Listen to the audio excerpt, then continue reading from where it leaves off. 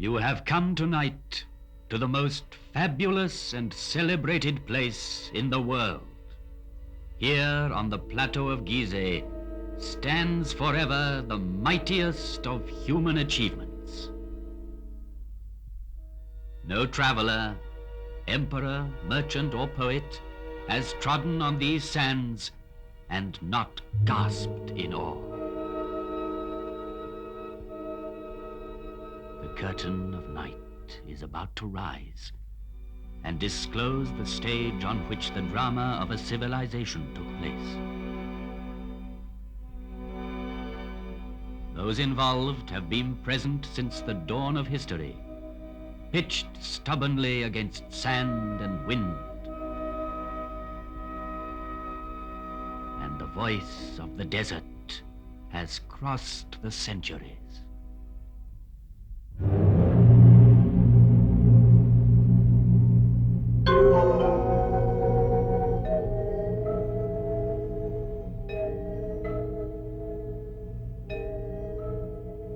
With each new dawn, I see the sun god rise on the far bank of the Nile. His first ray is for my face, which is turned towards him. And for 5,000 years, I have seen all the suns men can remember come up in the sky.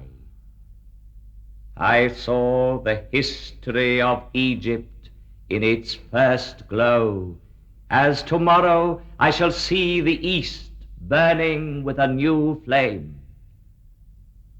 I am the faithful warden at the foot of his Lord, so faithful, so vigilant, so near him that he gave me his face for my own. I am a Pharaoh's companion, and I am he, the Pharaoh. Through the ages, I received many names from the people who came to me in adoration. Oh, Harmakis, you are my life's safeguard. Horus, protect me. Oh, great God, that I might see you every day.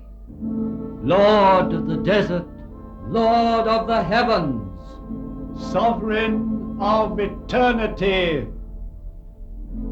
but the name which has remained with me is that given to me by a Greek traveler, the father of history, Herodotus.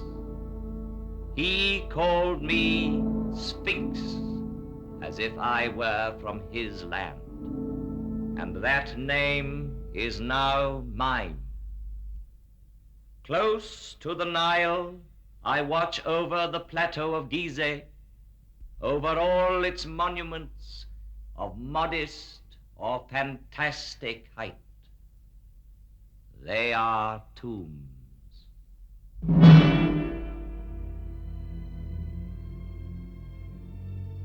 Civilizations are like islands on the ocean of barbarism. Over this one, the Sphinx has gazed and watched for 5,000 years. At the foot of such mountains of stone, everything becomes minute and insignificant. Man is an insect. And yet, it was men who built these massive monuments. And the names of pharaohs whose tombs they are have crossed the ages. Their glory has defeated time.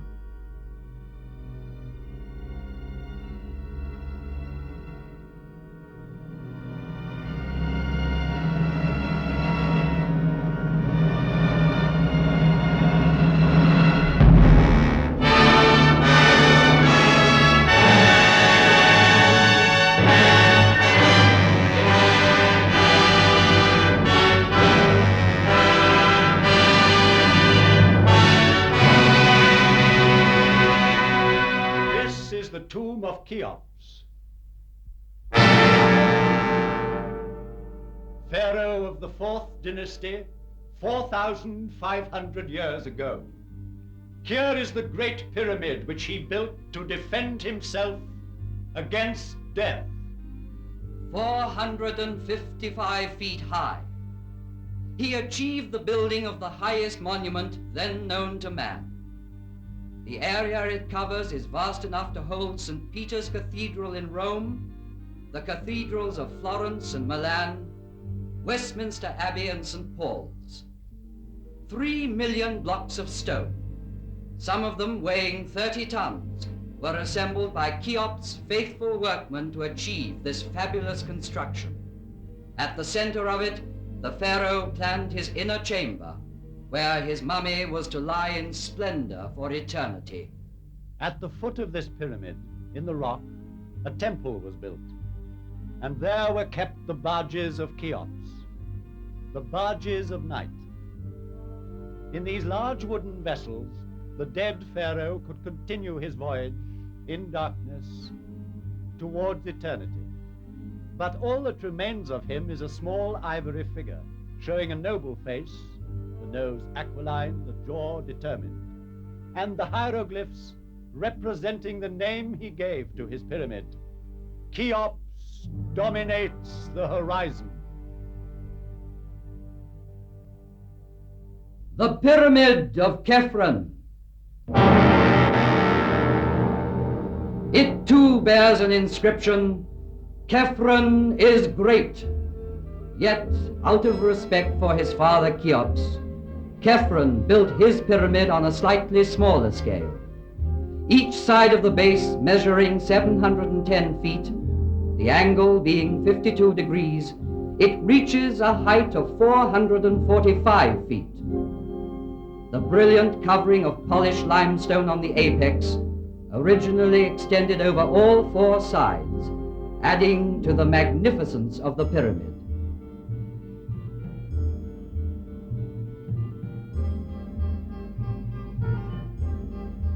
The face of Khephren has come down to us sculpted in green diorite streaked with white, a rare stone he brought back from an expedition. Here he is, close to us, in the guise of the Sphinx, carved in rock near his tomb.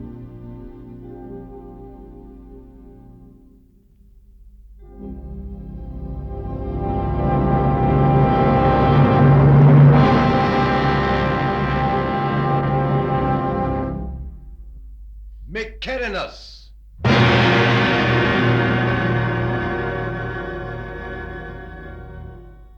A third monumental tomb was soon to complete this immense funeral site of Giza and make it one of the wonders of the world. Though smaller, the Pyramid of Mykerinus is perhaps the most impressive for being the culminating point of a vast design.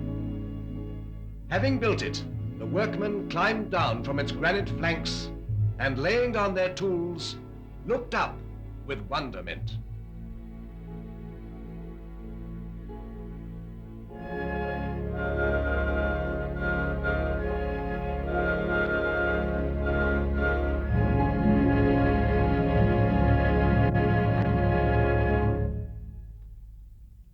Great and powerful was Memphis, the capital city in the plain which joined Upper and Lower Egypt. Great and powerful were the pharaohs, who on this side of the Nile built for eternity. Its aim accomplished, the 4th dynasty collapsed.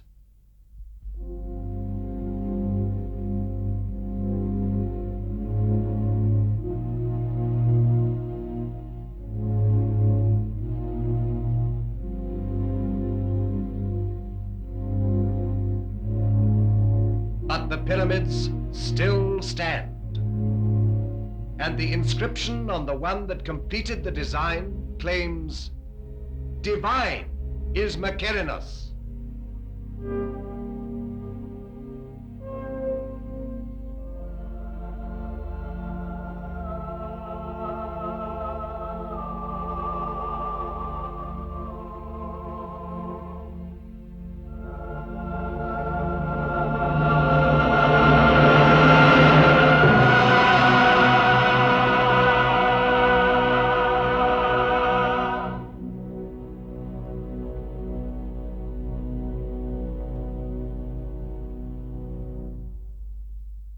Here 3 pharaohs reign, Cheops, Khephren, and Mykerinus.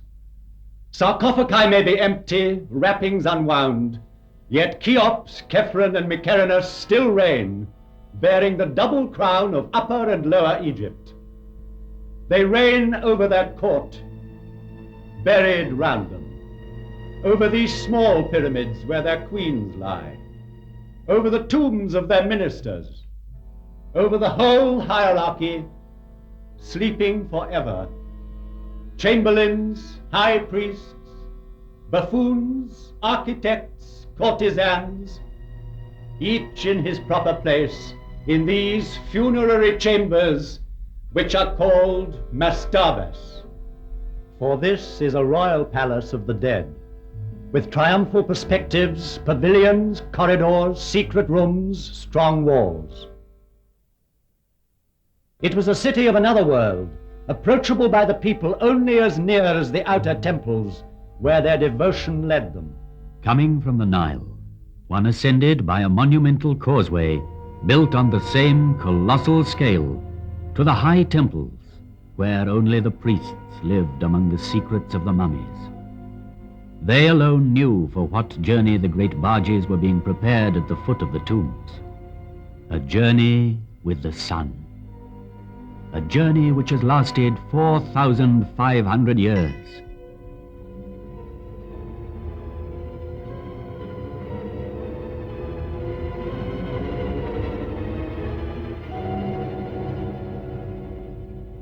In the maze of this necropolis, let us stand by a tomb like 1,000 others, that of the mother of Cheops, and in it, by the litter marked with golden hieroglyphs, which she had prepared for the eternal journey by her son's side.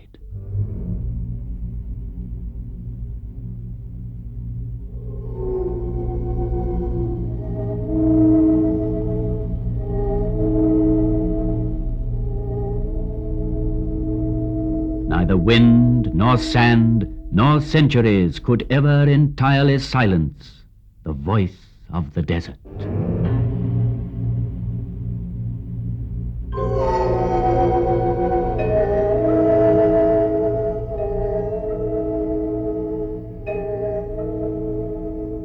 I bear witness to the will of Cheops, my father, to defy time forever. I saw Antony and Cleopatra pass, Alexander, Caesar, and Napoleon paused at my feet. I saw the ambitious dreams of conquerors whirling like dead leaves. As my motto, I chose an Arab saying, "The world fears time, but time fears the pyramids."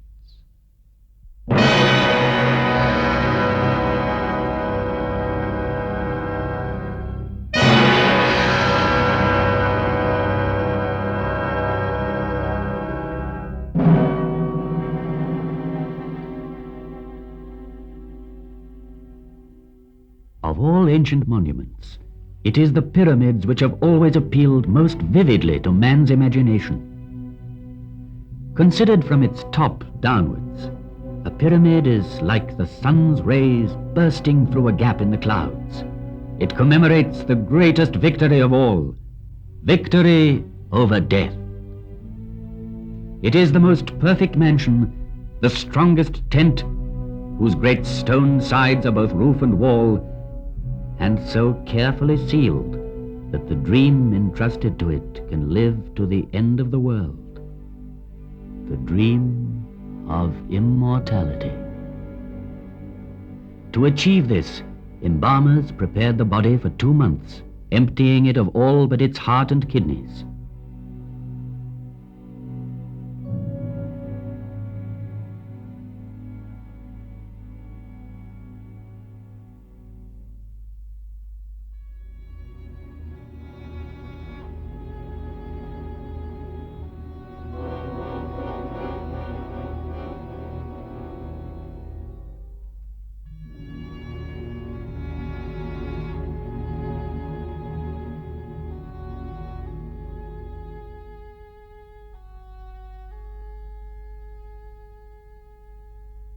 hidden in the secrecy of its tomb, attended by a whole crowd of statues, provided with all that was necessary for the journey, there in the sarcophagus lay the mummy, to be called on by the soul.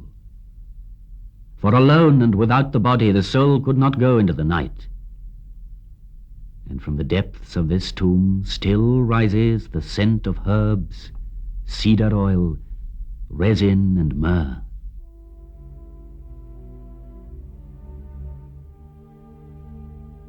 But a pyramid is also the perfect combination of simplicity and magnitude, and the interplay of its angles makes the best harmony of shape and volume. It is architecture's purest achievement, because it relies on the straight line alone. Never has the straight line been drawn with more mastery, skill, and strength. Homage must be paid to Imhotep the Learned, who at Saqqara conceived and built the archetype of pyramids. Made up of 6 mastabas, it rose gradually in a broken line of steps. The idea had been born. Calculations had begun. The perfect form was there.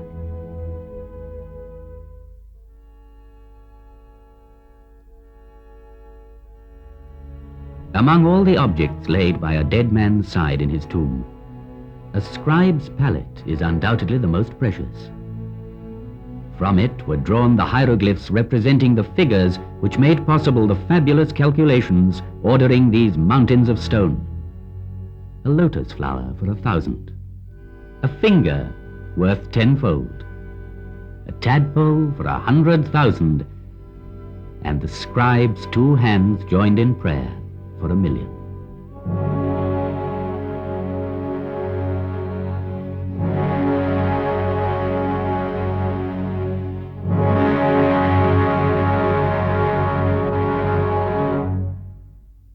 Stone by stone it was built from earth to heaven.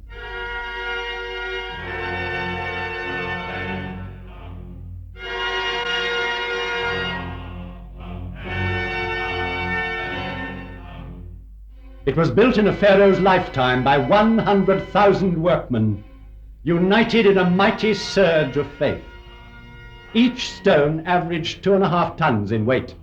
3 million blocks were hoisted up and laid one upon the other. The finest ones of pure granite were dug up in the quarries of Aswan, whence they came by boat, carried by the flooding of the Nile. The movement of these great waters drove the farmers from their inundated fields to the plateau of Giza, where they joined the army of laborers and built. These stones were hauled singly on earth mounds, banked higher and higher as the edifice grew.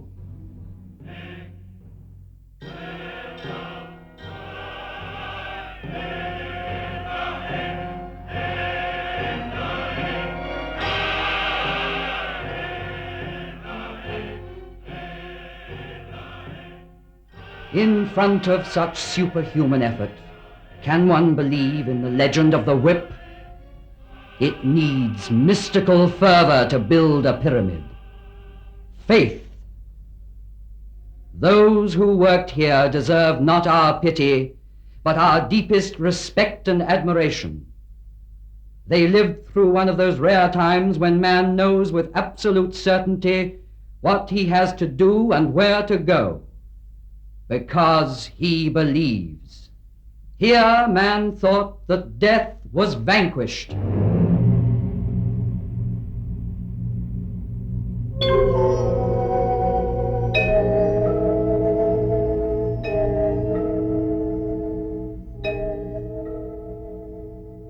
There at my feet, on this vast site, with mankind still in its infancy, walked and worked surveyors, geometers, astronomers to whom no star was unknown, engineers, architects, a whole people, while the rest of the world hunted wild beasts and sheltered in caves.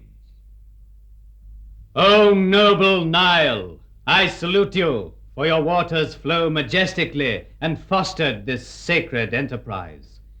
One day the desert sands invaded the fields, marshes dried up on the river's bank, and so, to save his life, man invented civilization. He had to contend with floods. He designed dams and culverts. He came to love the earth and want it for his grave.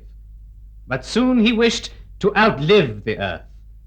And it was farmers, helped once more by their beneficent river, who built these monumental houses of the dead. And I, Kefren's faithful companion, saw the progress of dynasties and grave priests, and the light steps of noble ladies whose diaphanous veils seemed to clothe them, yet not to touch them.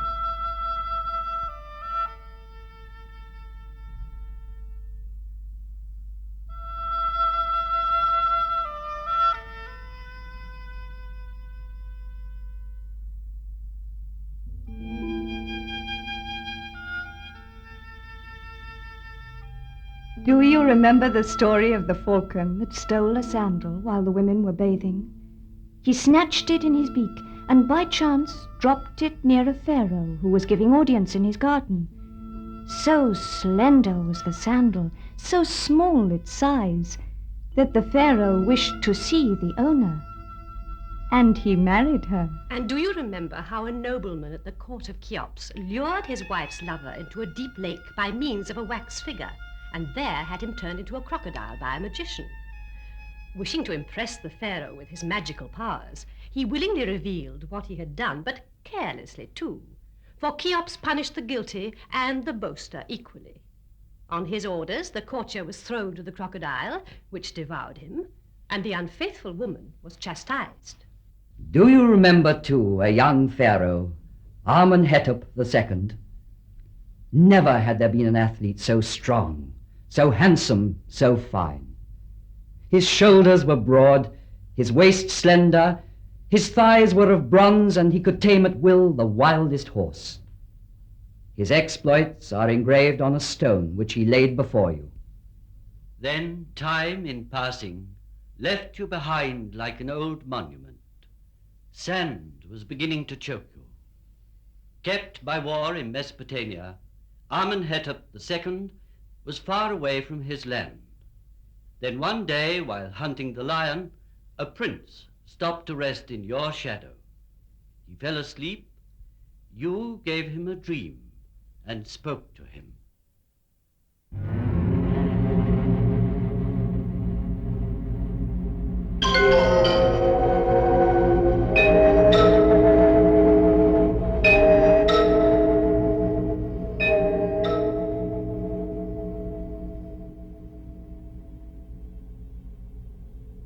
Cast your eyes upon me, my son. Listen to me, and the white crown and the red will be yours. The crown of Upper and of Lower Egypt. Yours will be the land in its breadth and length. Do you see how I am forlorn? How my body is neglected.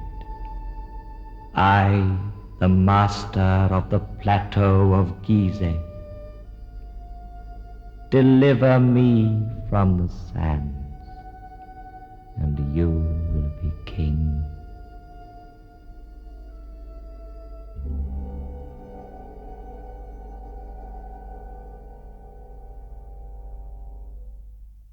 When he woke up, the young man obeyed, delivered you from the sands, was crowned as King Thutmose IV, and had engraved between your forelegs the dream you inspired him with.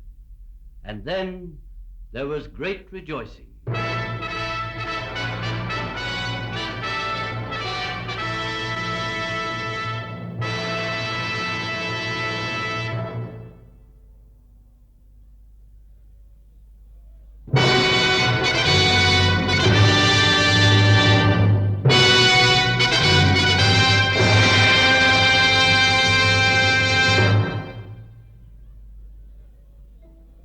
The coronation ceremonies have begun. The crowds have gathered on the bank of the Nile to watch the ritual tests of strength. Now the royal barge is coming upriver, manned by 200 oarsmen. Responding to the excitement of the crowd, they increase their pace.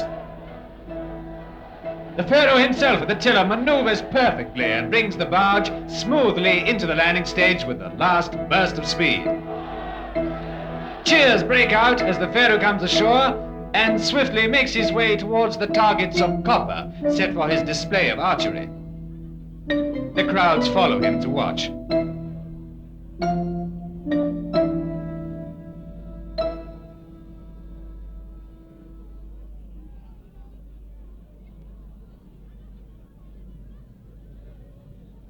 Here, while he waits for his bows to be brought, his eye is caught by the bucking of a half-tamed horse, and he harnesses it to his chariot. There is a gasp in the crowd, but the pharaoh is holding the reins tightly and curbing the horse to his will. He drives it round the dais, then brings it quietly back to its groom. A crowd cheers.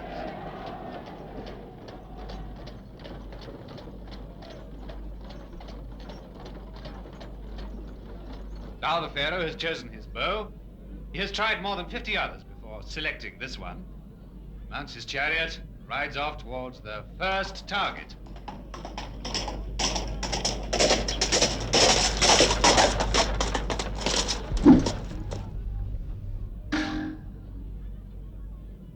The arrow has gone straight into the center.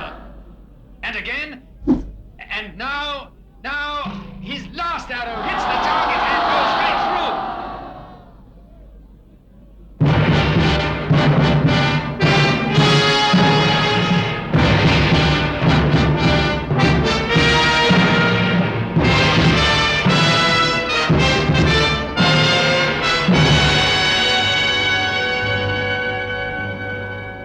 This is his triumph. Standing up in his chariot, the pharaoh makes for the dais where his throne awaits him. The court, the priests, the people present him with praise, incense, and offerings. He receives the double crown and, mounting his triumphal chariot, goes to worship in the temples of Harmakis, Cheops, and Khephren. Long live the pharaoh!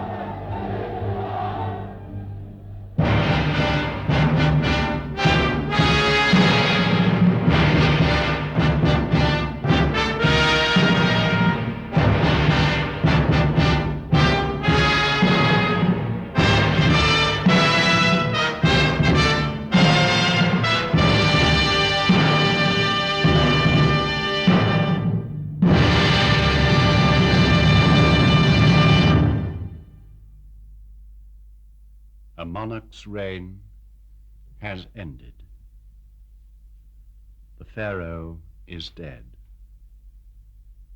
And now, from the valley, rises the sad lament of his funeral.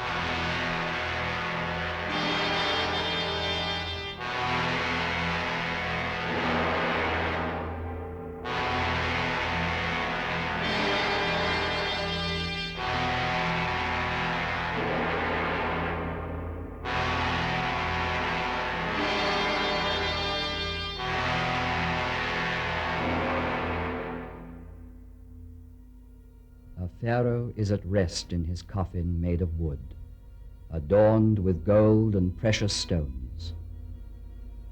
The ceremony at the lower temple is over, and ascending the causeway, the funeral procession nears the tomb, escorted by princes, high state officials, and priests.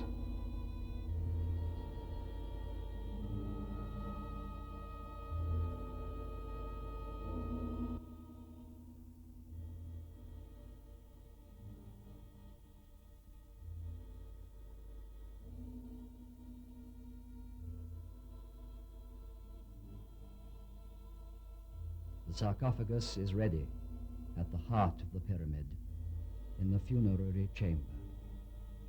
And everything has been prepared for the crossing of the lake which leads to the gates of the other world.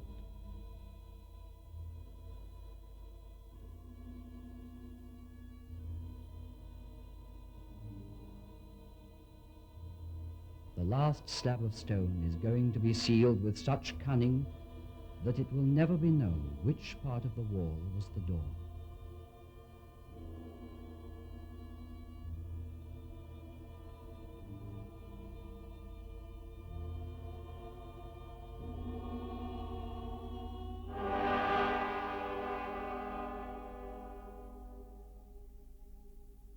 The high priest gives the final farewell.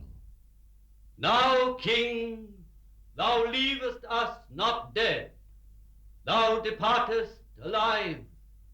If thou goest, thou shalt return soon. If thou sleepest, thou shalt awaken. If thou diest, thou shalt walk again. Thou who hast risen to the undying stars, thou shalt never disappear.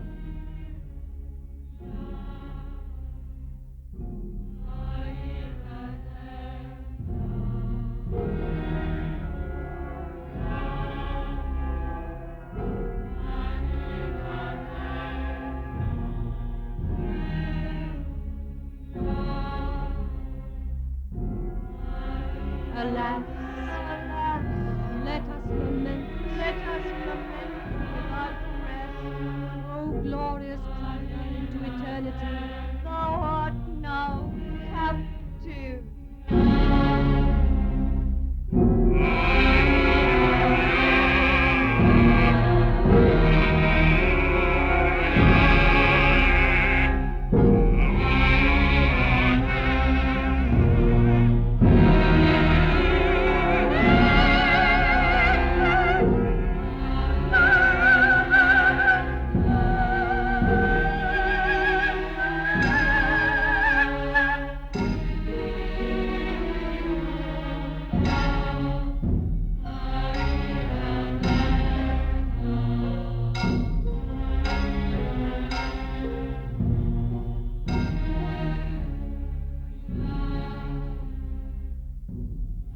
So, through millenniums, dynasty succeeded dynasty.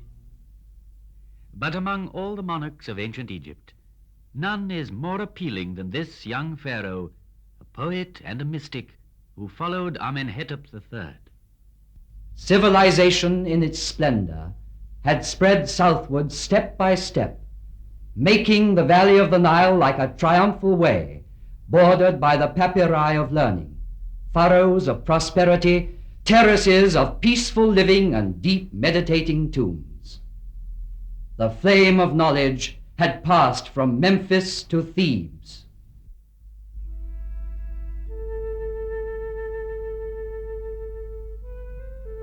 Large, pensive eyes, a weak body and girlish softness, such is the strange youth who has been made all-powerful. He leaves Thebes in order to found his own city. He rejects the god Amon and his priests to worship a god of his own choosing, Aton, who is in heaven. And he discards the name of Amenhotep IV to adopt another, Akhenaton, Aton, the unique.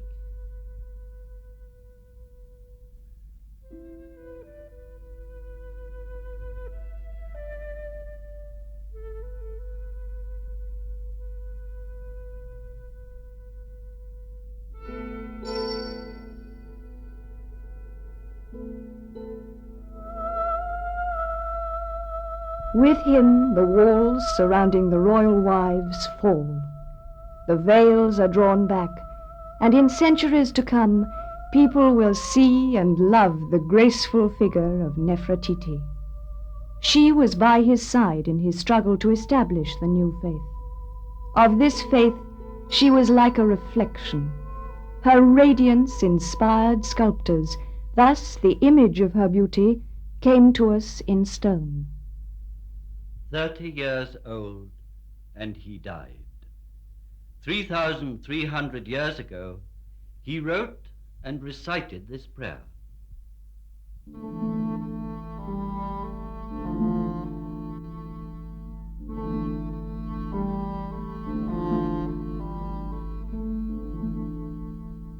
Your dawn, O living Aton takes my breath. You possess my heart. You are the maker and giver of all things, and men live by your grace. Aton, living and life-giving forever and ever.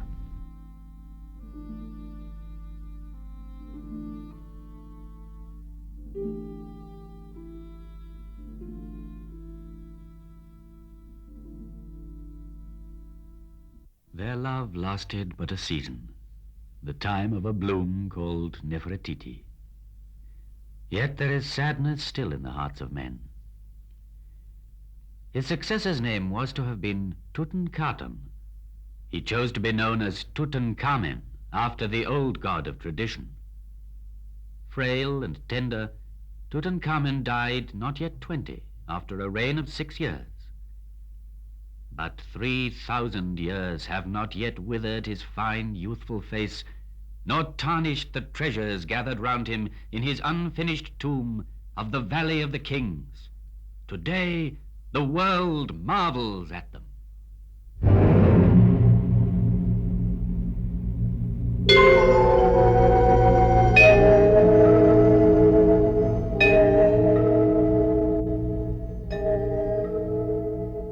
I, who know the untouchable stars, know too that the Nile which made Egypt cannot unmake Egypt.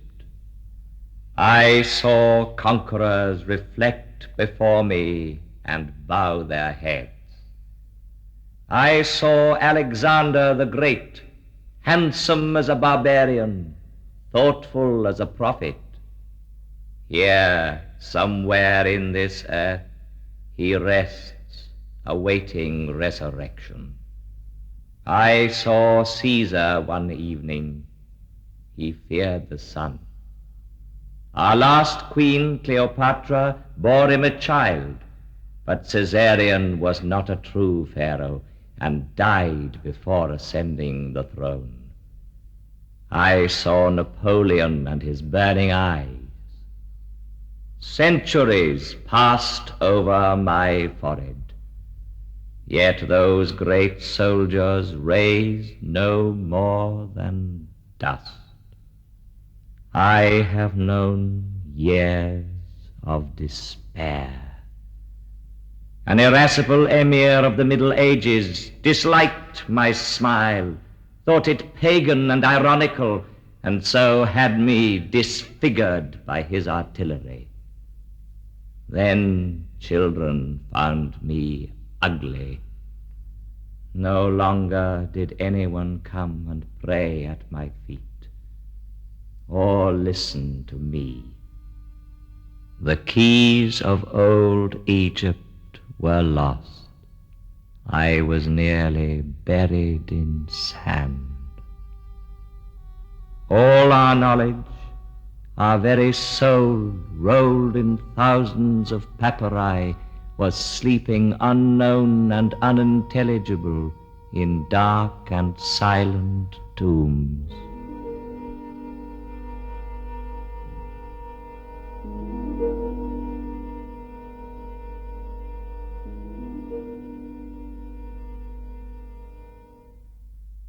Yet the miracle did happen. It was in 1799, near Rosetta. One of Napoleon's officers discovered a stone, a monolith, bearing an edict issued by Ptolemy. The inscription was in Greek characters and hieroglyphs. This was the cornerstone of Egyptology. True, it still remained to interpret its message. First came a Frenchman, Champollion, the true father of Egyptian philology. He was so inspired as to decipher the lost tongue of ancient Egypt from a few mysterious hieroglyphs. Then it was like a resurrection.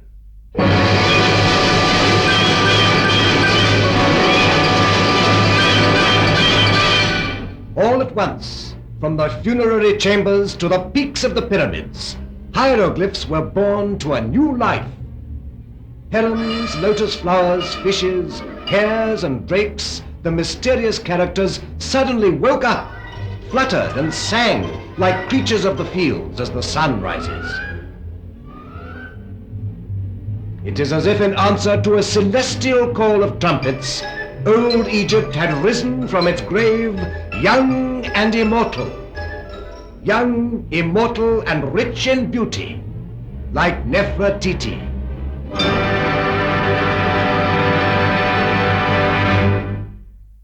Unearthed from their deep silence, the papyri rustled with 100 voices.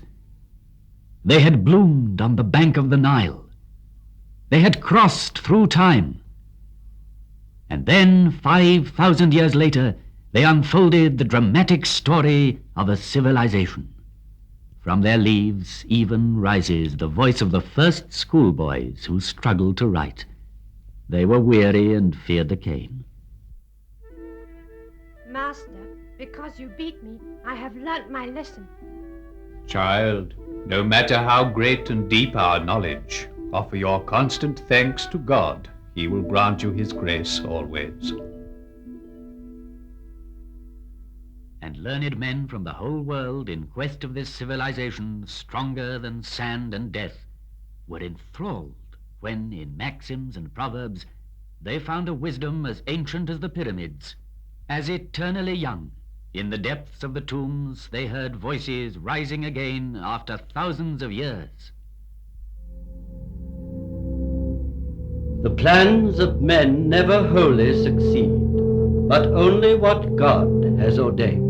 If you want to keep the friendship of people you visit as master, brother, or friend, beware of women. The room where they sit is full of ill feelings.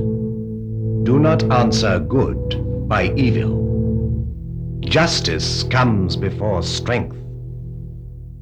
And historians were deeply moved, because so many centuries later they were reading, yes, love letters. What can be sweeter than walking in the fields before a man one loves? I can no longer touch your heart. Why?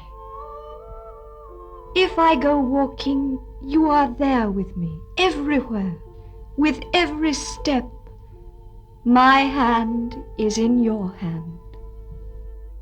Listening to your voice troubles my mind.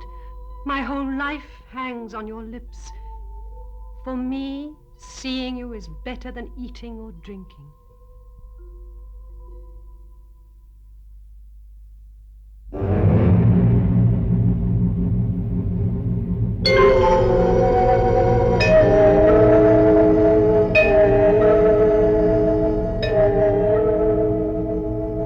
Such was my message from the depth of the ages. Girls' voices, the voice of wise men, of children, the voices of ancient Egypt. And if those voices sounded familiar to you, it is because their first echo had already reached you through Greece and Rome, Christianity and Islam.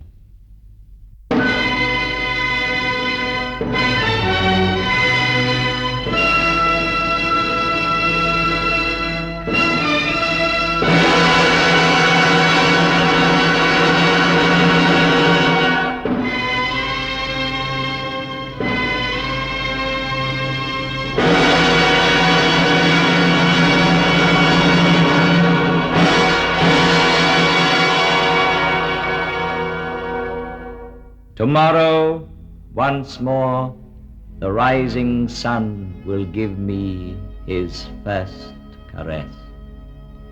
Thousands of other suns shall rise again, and man's oldest achievement will remain the highest, the purest. The Nile be praised, for it is the father of all our harvests, all our knowledge, all our architecture, all our strength. The Nile be praised. From its banks came one of the 7 wonders of the world. The Nile be praised, for it bears tomorrow's prosperity and happiness.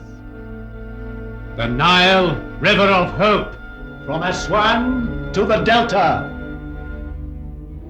The Nile, which is not a grave, but a cradle.